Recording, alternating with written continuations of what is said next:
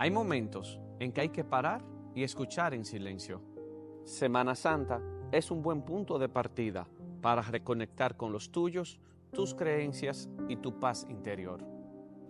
En medio del ruido, la Semana Santa nos invita a conectarnos con lo que nos da paz, a afianzar nuestra fe y sostenernos en Dios. Que esta Semana Santa sea un momento de unión, de fe y esperanza para ti y los tuyos.